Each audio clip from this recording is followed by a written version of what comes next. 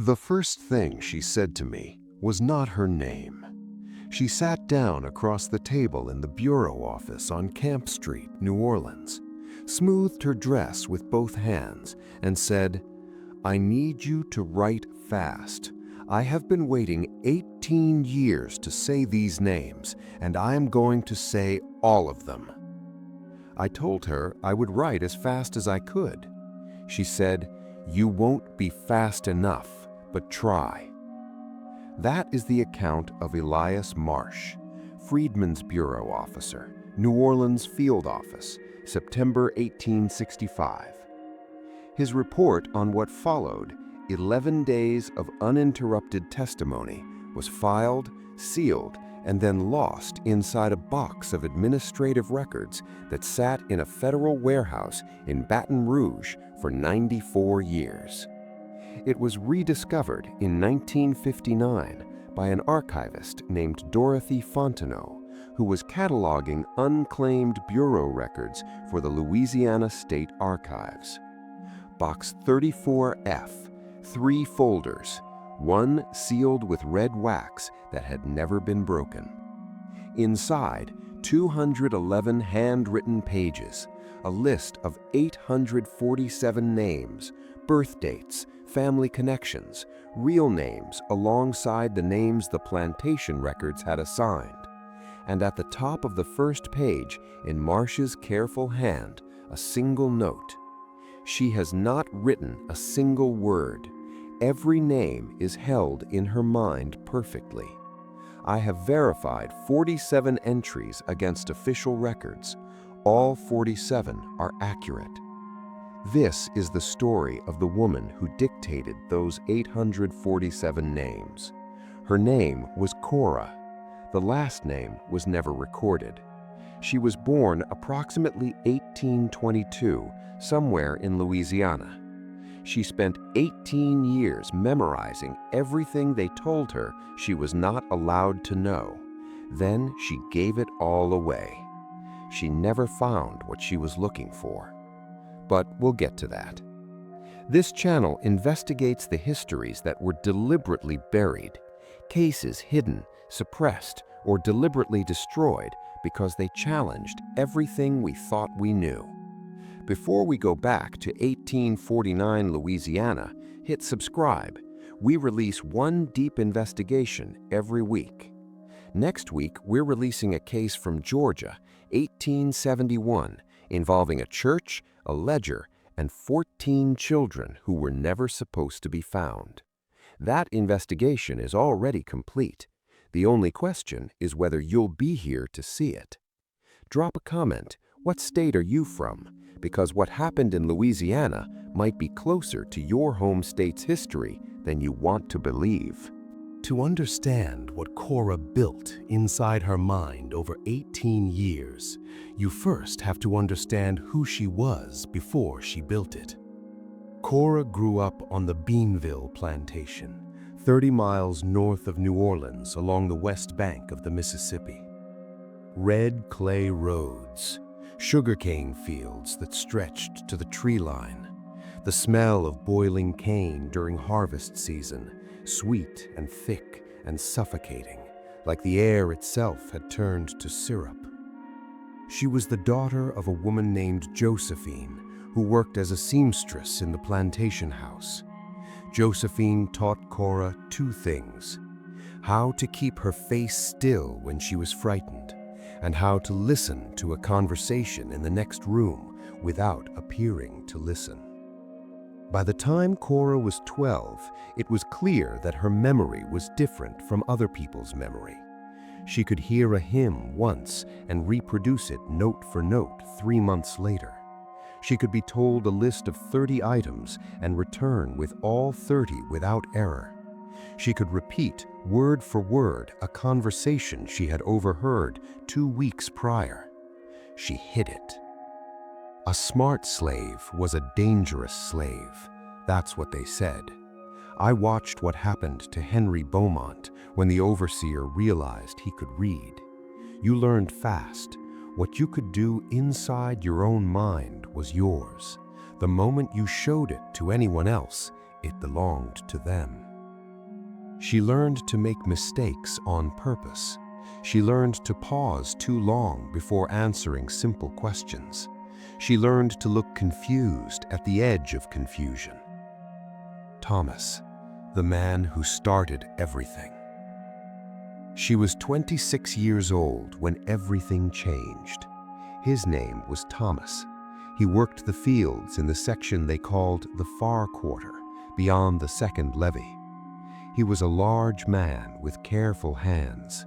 He carved small animals from cane wood in the evenings, sets of creatures he gave to the children. She remembered the specific weight of a small wooden horse he had made, pressed into her palm the first time they spoke, the grain of the wood, the precise smoothness of its back. They spoke for 3 years before either of them called it anything. Then, in the spring of 1848, Thomas was sold. Not for cause, not for punishment. The Beanville estate was carrying debt, and the overseer needed to sell 8 field hands to a cotton operation in Mississippi. 8 names were chosen. Thomas's name was among them. Cora was not told. She found out when the cart was already at the gate. She ran. She got to the gate in time to see him in the back of the cart, among 7 others, all of them facing forward, all of them silent, with the particular silence that falls when grief is too large to make any sound. He looked back once, that was all. 3 days later, Cora asked the plantation bookkeeper whether there was any record of where Thomas had been taken. He looked at her for a long moment. Then he said, "There's no record of anyone by that name." Thomas had been on the Beanville plantation for 11 years. He had been sold, and in the official ledger, he had ceased to exist. I thought, he existed, and I was the only person left who knew that he existed. And when I died, there would be nothing, not even a name in a book, just gone, like he had been made of air. That night, Cora began to remember. She had no paper, she had no pen, she had only the room inside her own mind, which she understood now was the one place that belonged entirely to her. I started with the people I knew. Then I thought, what about the people on the Thoreau plantation? What about the Labatut farms? I traveled to those places sometimes as a washerwoman. I knew people there. I started to think, what if I remembered all of them? She decided she would. But before we get to the scope of what Cora built over those 18 years, we need to understand what she was risking every single day. Because what she was doing was, under Louisiana law in 1849, a capital offense. If you're finding this story as extraordinary as I do, share this video with someone who needs to hear it. Hit that like button and stay with us, because this gets bigger, much bigger. Let's continue. By 1849, Cora had arranged for a new position that gave her access to something she had never had before: movement. She persuaded the Bienville overseer to hire her out as a washerwoman to neighboring plantations. It was common practice.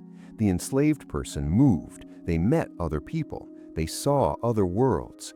Cora saw 12. Over the next 18 years, she worked on the Thoreau plantation, the Labatut estate, 3 properties along Bayou Lafourche, a cattle farm called Terre Rouge, a sugar operation so large its enslaved population exceeded 500 people, and several smaller holdings. She moved between them. She washed linens and curtains and work clothes. She listened. She memorized. Every person I met, I gave them a place in my mind. Not just their name, their family, where they came from, who their mother was, when they were born, the real name alongside the plantation name. I built it like a house, room by room. I could walk through those rooms in my mind at night when everyone was asleep and everyone was still there. Everyone was still real. She also memorized something else. Cora worked near plantation offices. She carried papers. She waited in rooms while overseers consulted ledgers. Her eyes moved across those pages. Her memory held what her eyes found, and her face showed nothing. She memorized birth records, land transaction records, wills, sale receipts, the documents listing names, ages, physical descriptions, sale prices, and destinations of human beings sold as property. She committed all of it to memory because she understood with absolute clarity that if those documents were ever destroyed, the people listed in them would cease to exist in the official record, the way Thomas had been erased. I couldn't stop them selling people. I couldn't stop them separating families. I couldn't stop any of it. But I thought, if I remember the names, then they cannot make it like it never happened. Even if every piece of paper is burned, I would still know. Someone would still know. And if I ever got the chance to say it, I would say all of it. She was carrying 847 names by 1865. She had never written a single word. 3 moments inside the 18 years. Moment 1, the reunion she witnessed. In the winter of 1856, Cora was working at the Two-Row plantation when a woman named Lizette arrived as a newly purchased field hand from an estate in Ascension Parish. On Lizette's 3rd day, an elderly man in the Two-Row quarters, a carpenter named August, walked past her in the yard and stopped. He looked at her for a long moment. Then he said a name. Cora, watching from 20 feet away, saw the woman turn, saw her face change. The man was Lizette's father. He had been sold away from the family when Lizette was 4 years old. Neither had known the other was in Louisiana. They had found each other by accident in a yard 30 years later. I thought, if a man can recognize his daughter after 30 years, then families can be found.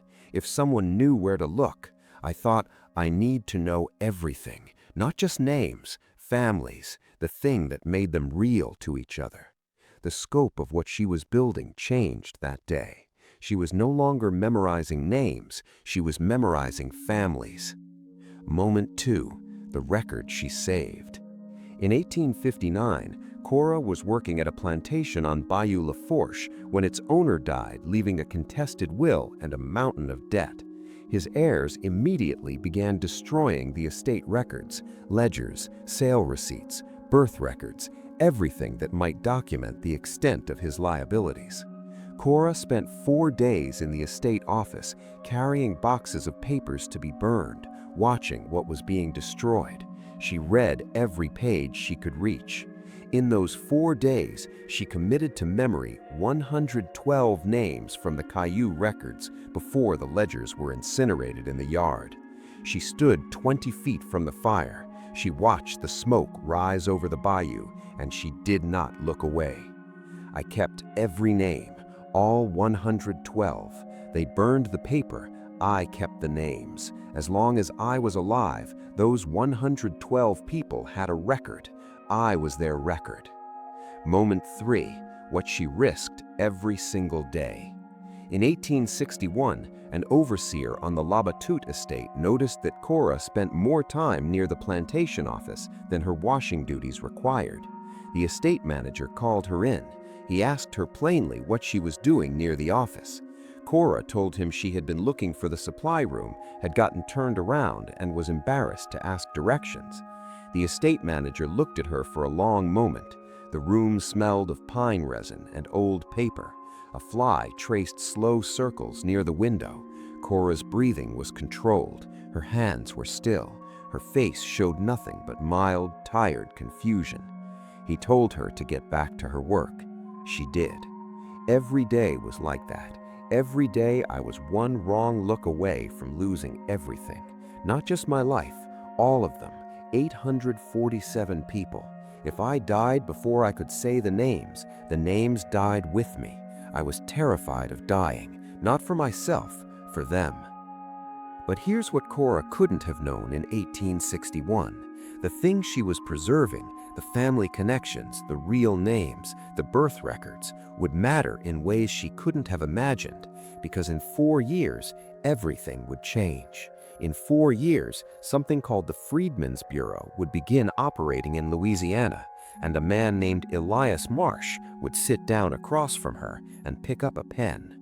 But before any of that, you need to understand the full weight of what those 847 names represented. We are almost to the confrontation, almost to the moment when 18 years of silence becomes 11 days of testimony. But first, you need to understand what the 847 names actually represented, what a family in bondage actually lost when they were separated, and why those losses were not accidental. They were by design. If this story is moving you, please share it. Hit that like button. Let's continue. American slavery did not accidentally destroy families. It destroyed families on purpose. The legal architecture was specific. Enslaved people could not enter into legally recognized marriages. Children born to enslaved mothers were property of the mother's owner, not of the father, regardless of paternal identity. Sales could and did separate mothers from infants, husbands from wives, siblings from siblings, without legal recourse and without any obligation to record the separation in terms a family could later use to find each other. When a person was purchased, they were often assigned a new name by the new owner. A single human being might exist under 3 or 4 different names across the official record, none of them connected. This meant that after emancipation, after 1865, it was nearly impossible to find people. A woman looking for her daughter might be searching under a name the daughter hadn't used in 20 years. This is what Cora understood before anyone had yet called it a problem. She had been building inside her mind a cross-reference, real names to assigned names to plantations, plantations to sale dates and destinations, families to each other. By April 1865, by the time the war ended and Louisiana's enslaved people were legally free, Cora had been doing this for 18 years. She was approximately 43 years old. She had never written a word. She knew exactly what to do next. I waited until I knew the bureau was open. I waited because I needed it to be an official record. I didn't want just to tell someone. I wanted it written down. I wanted it to be permanent. I walked from the parish to New Orleans. It took me 4 days. I didn't stop because I was afraid I would forget something if I stopped. She had not forgotten anything. On September 4th, 1865, Cora walked into the Freedmen's Bureau office on Camp Street in New Orleans. She sat down across from Elias Marsh. She smoothed her dress with both hands. She said, "I need you to write fast." Elias Marsh was 44 years old in the fall of 1865. He had been an abolitionist lawyer in Cincinnati before the war. He had heard hundreds of testimonies. He was not easily shaken. He was shaken by Cora. In his private journal, Marsh described the first day. She began with the Bienville plantation. She named 62 individuals, given name, real name, birth date where known, family connections, and any sale or death she had personally witnessed were documented from official records. She did not hesitate. She did not pause to think. She spoke at a pace I could barely match with a pen, and when I asked her to wait, once on the third name, she stopped, but her expression was one of effort. The effort of a person holding a very heavy thing very still, waiting for me to catch up. He asked her on the first day whether she was certain of the dates. She looked at him. She said, "Which date?" He picked one at random, the birth date she had given for a woman named Celestine, recorded in the Bienville ledger under the name Bessie. Cora said, "March 14th, 1831. She was born on a Tuesday. Her mother told her that. Her mother's name was Marie Therese. She was sold to the Thoreau estate in 1846 and died there in 1852. Celestine does not know this. She has been looking for her mother since 1846. Marsh checked the bureau records against available plantation documents from the Thoreau estate. Marie Therese appeared in the death ledger, 1852. The entry had never been cross-referenced with the Bienville sale records. No one had ever connected the two. Marsh sat back in his chair. He looked at the woman across from him for a long moment. Then he picked up his pen again and kept writing. Days 2 through 7. She moved through the plantations in the order she had cataloged them. The Thoreau estate, 94 names. The Labatut holdings, 71. The Bayou Lafourche properties, 160 names across 3 parcels, which she separated carefully, naming the specific property for each person. By the 4th day, Marsh had brought in a second clerk. By the 6th day, a third. Cora worked with an efficiency that was almost frightening. Not because she was cold, she was never cold, but because she had been waiting 18 years to say this, and she was not going to waste a single word. She paused once on the 6th day, not from fatigue. She paused when she came to a name she recognized, a man named Theophile, sold in 1857 to an unknown destination, listed in the destroyed Caillou ledger as no family. She paused because she did not know whether he was alive. Marsh asked if she wanted to continue. She said, "Write him down. If he's alive, he needs to be findable. If he's not, he still needs to be remembered." She continued. Day 8, Marsh understood what Cora had built. In Day 8, Marsh realized what Cora had built. He had been treating her testimony as a list, a very long, very precise list. He had not yet understood that it was a network.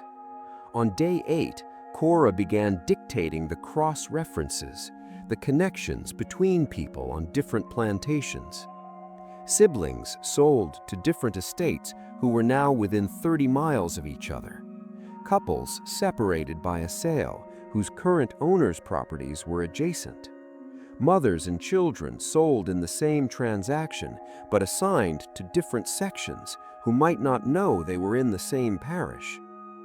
She had been doing entirely in her memory what a modern database does with a search function.